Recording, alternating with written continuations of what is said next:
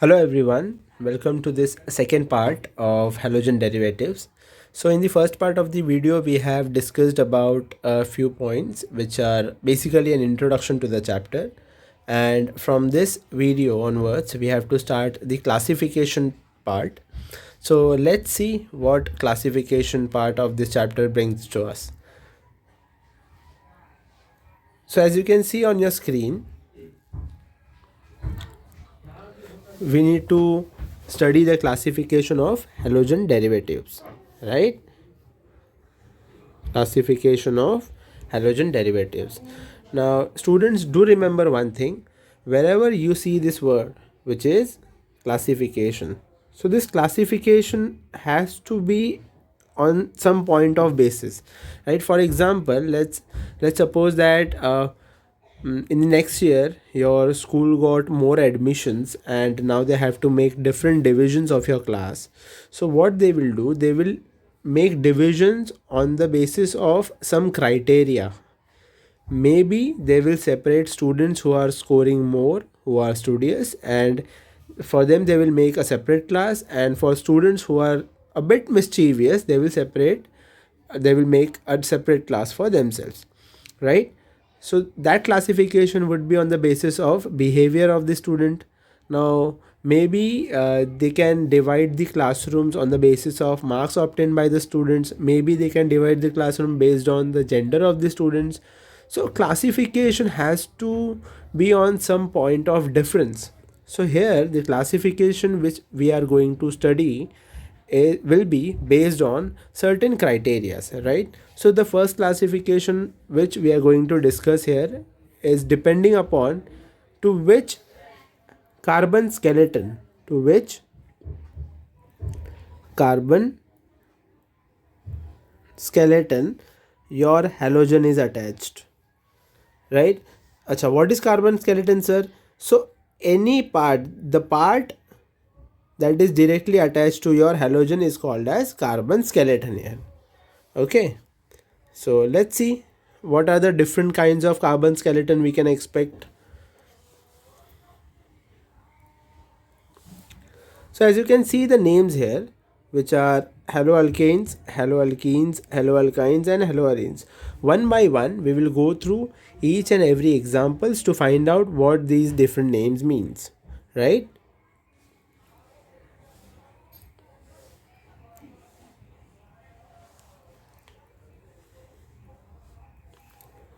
So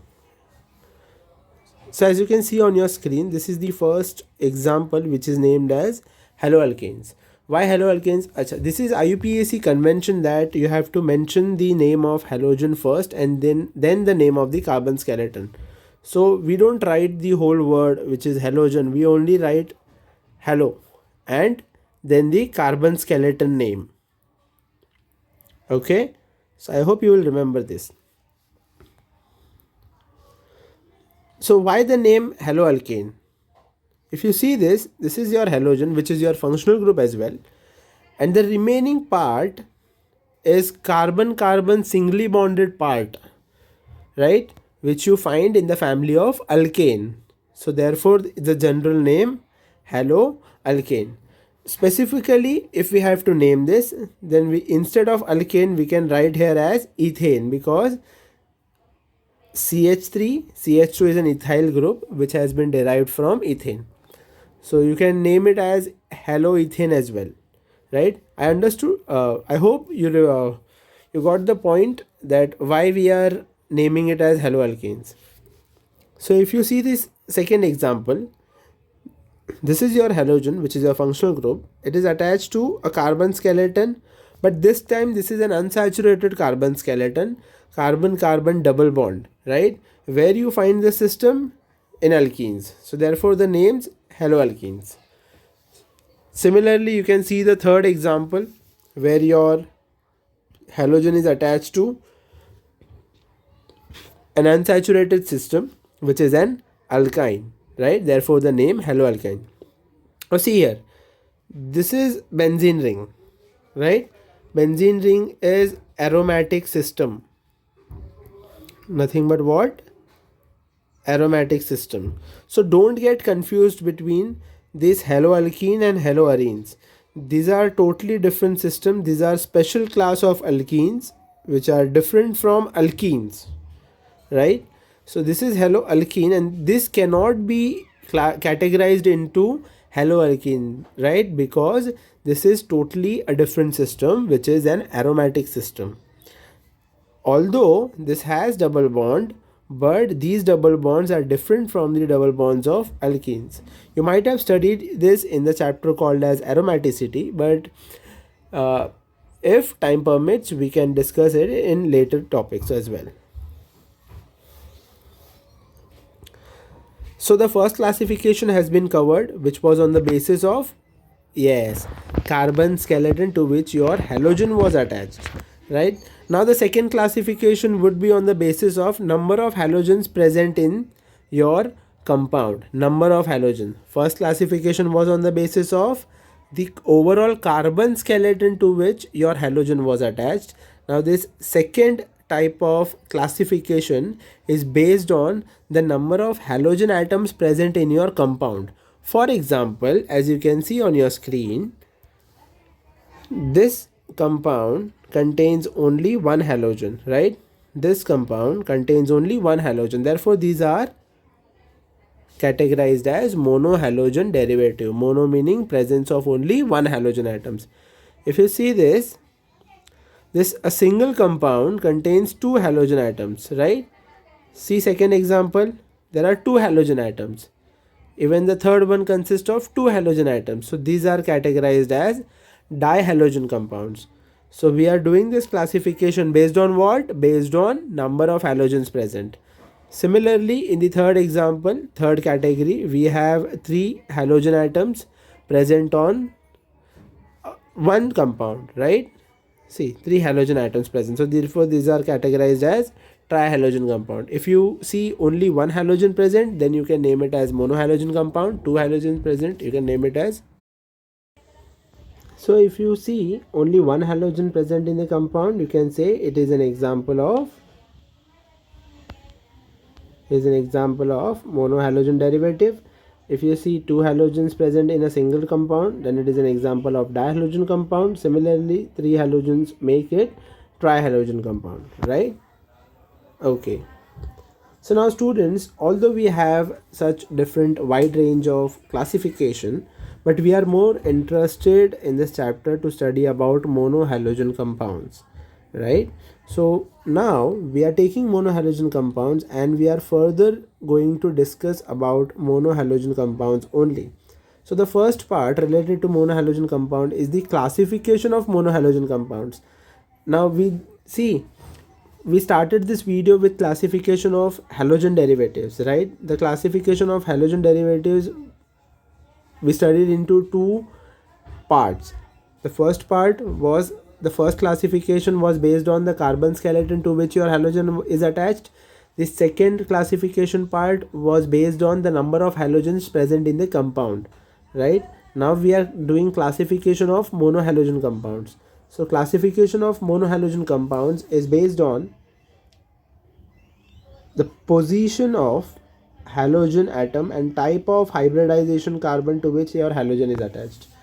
Classification, I have already told you that we always need to have a strong point of difference on which we are classifying things. So here we are doing classification of monohalogen compounds based on what? Based on the position of halogen atom, based on position of your halogen atom and type of hybridization of carbon to which the halogen is attached. We'll see how these different categories are born, right?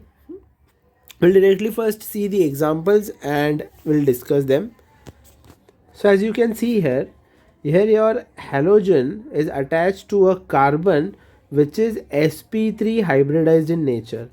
Now if you don't know the difference between sp3, sp2 and sp hybridized state, just remember that if the carbon is saturated, it has all bonds singly bonded, then consider it as sp3. For timing, I'm telling you how to differentiate between these three. And if you see a carbon is doubly bonded, call it sp2 hybridized, and if you see a triply bonded carbon, then call it as sp hybridized carbon. ठीक है. So if all the bonds are single, then we have to call it as sp3 carbon. If it is an olefinic meaning the carbon has double bond, therefore it will be called as sp2 carbon. And if the carbon is triply bonded, then it has to be called as sp carbon, right? I hope the difference is now clear to you all. So if you see this example, your halogen is attached to a carbon whose hybridization is sp3. Here also your halogen is attached to a carbon whose hybridization is sp3. Halogen is attached to a carbon whose hybridization is sp3, sorry. But what differs here is the position of halogen atom. Now the hybridization of the carbon to which your halogen is attached is same, agreed, right? If you see, all the hybridizations of the carbon is sp3 in every 3 example, right? But the position of halogen is not same. Now we have, what do we mean by position? So let's clear that first. Consider this carbon. If this carbon is attached to one more carbon, if this carbon is attached to one more carbon, so you have to call this carbon as primary carbon, right? Primary carbon is denoted by 1 degree. Suppose we have something like this. So if you consider this carbon, so this carbon is attached to only one carbon directly, so this carbon is primary, है ना? If you consider this carbon is attached directly to only one carbon, so this carbon is also primary. But if you consider the middle carbon, then the middle carbon is directly attached to 2 other carbons, therefore this middle carbon will be called as secondary carbon. I hope the difference is clear. So what could be the tertiary example, right? Let's see. Imagine we have something like this. See this carbon, this is primary carbon because it is directly attached to a carbon, only one carbon. This carbon, primary carbon because it is directly attached to only one carbon. This carbon, primary carbon because it is directly attached to only one carbon. But if you see this carbon should be called as tertiary carbon. Tertiary carbon is represented by 3 degree. Why tertiary carbon? Because this carbon is attached directly to 3 carbon atoms, right? So therefore this is tertiary. Now if you see the 3 examples below, you will find that this carbon is this halogen is attached to a primary carbon. This halogen is attached to a secondary carbon, and in the third example the halogen is attached to a tertiary carbon.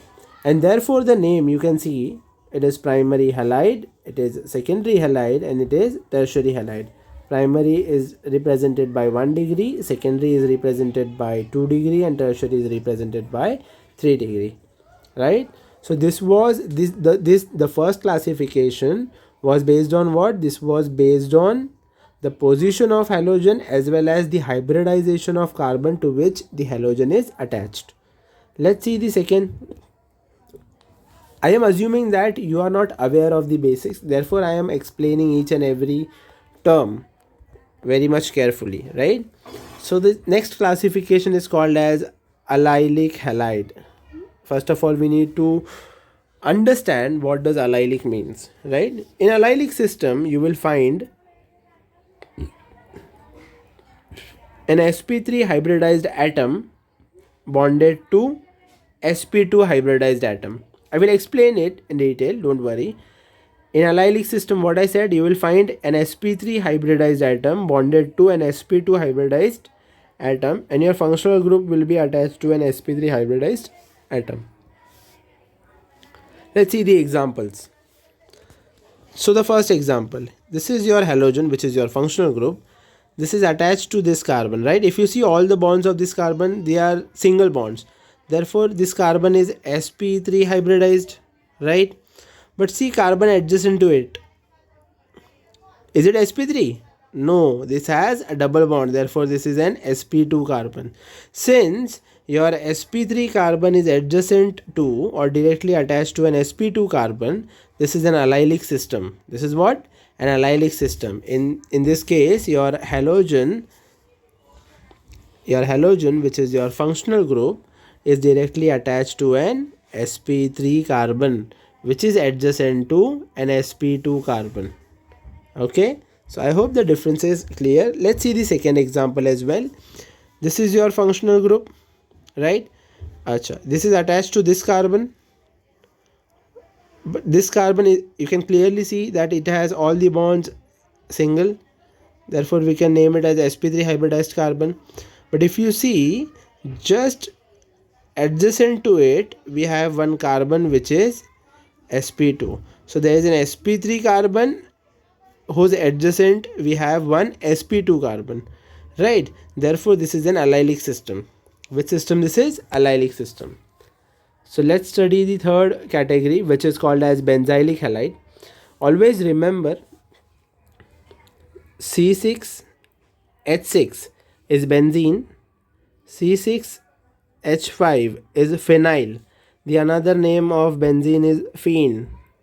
Therefore this C6H5 is called as phenyl, and C6H5CH2, this group is called as benzyl. There is a huge difference between all these terms. Please do remember, students. C6H6 also called as phen or benzene, C6H5 is phenyl, C6H5CH2 is called as benzyl. This carbon, CH2 carbon, is called as benzylic carbon. Okay, so let's see what this classification brings. Here your halogen is attached to a carbon which is sp3 hybridized, isn't it? This sp3 hybridized carbon is directly attached to an aromatic system. This is called as aromatic. This is benzene, no? This is aromatic system, right? C6H5. Just now I told you this is C6H5 having CH2. C6H5 having CH2. You have to name this group as benzyl, right? Therefore this overall functional group or compound is called as benzyl halide, because this much part is called as benzyl, and this halide word stands for this X. So in a similar manner, you can see the second example, C6H5 and one carbon, one sp3 carbon and C6H5. So this is also an example of benzyl group, right? But what difference you could make here? Let's see.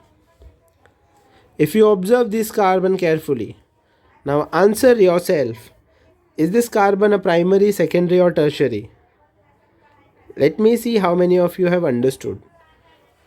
So my dear students, this carbon is primary carbon. Why primary carbon? Because this carbon is attached to only one carbon, right? Let's see this carbon.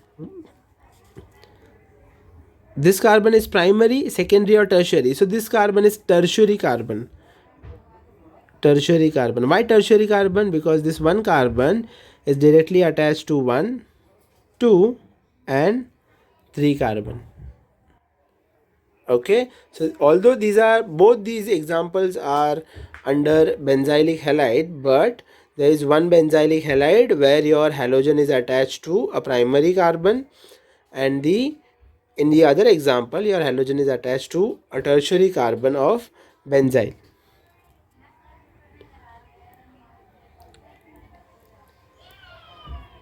Next classification is vinylic halide. In vinylic halide, your functional group is directly attached to an alkene. Remember, your functional group is directly attached to an alkene. That's it. So this is your functional group directly attached to an alkene system, directly attached to an sp2 hybridized carbon, and therefore the name vinyl. This group is named as vinyl. Okay, just like in the previous this example, you have seen that CH2 double bond CH and CH2. This group is named as allyl. This group is named as allyl, and this group is named as vinyl. There is only one difference of this CH2. If you attach a CH2 here, you will call that as allyl, right? and if you see only this much, you will call this as vinyl. So this is an example of vinylic halide. This is also an example of vinylic halide. Sir, is this a benzene ring? No, this is not a benzene ring. There is only one double bond present here, right? This is not a benzene ring, this is pure alkene, and therefore it is an example of vinylic halide. Haloalkyne. In the example of haloalkyne, your halogen is directly attached to an alkyne. Here you can see your halogen is attached to a carbon which is sp2. Here your halogen is attached to a carbon which is sp. I have already cleared you that, remember, if the carbon is doubly bonded, then sp2. If the carbon is triply bonded, then its hybridization state is sp. Okay. So the last classification method, which is an aryl halide, In this case, your halogen will be attached to an aromatic system. Directly attached to an aromatic system. You can see your halogen is directly attached to an aromatic system. Sir, if you see this example, benzylic halide example, here also your halogen was attached to an aromatic system, but it was not directly attached. It was attached to an sp3 carbon which was attached to an aromatic system. But if you see the current classification, then what we can conclude, here your halogen is directly attached to aromatic system. This carbon is sp2 hybridized. This carbon is sp2 hybridized. If this is so, let's see this example and this example. Here also your halogen is attached to an sp2 carbon. Here also your halogen is attached to an sp2 carbon. So what is so special about these two? Why we are writing it into different category? Because although both are double bonds only, but there is a huge difference between the double bond of alkene, and there is a huge difference between the double bond of aromatic system. Although visually you can see that this is also a double bond, this is also a double bond, but both these double bonds are different and not the same. So this was the classification part. In the next video, we are going to talk about IUPAC nomenclature of halogen derivatives. So students, what we have studied in this part, just recall it quickly. So we started this video with classification of halogen derivatives, right? So we classified the classification of halogen derivatives into two parts. First was based on the carbon skeleton to which your halogen is attached, right? Second, number of halogens present in your compound. First was the carbon skeleton to which the halogen is attached. Second was the number of halogen present in your compound. Then I told you that we are interested to talk about monohalogen compounds. In the monohalogen compound, we did few classification, but that classification was based on the type of carbon to which your halogen is attached, as well as the position of halogen atom, whether it is attached to primary, secondary or tertiary. So I hope you have understood this video. If not, then I will request you to watch it again, and if you have any suggestions or doubt, please leave it in the comment section. So see you in the next video. Thank you for watching it.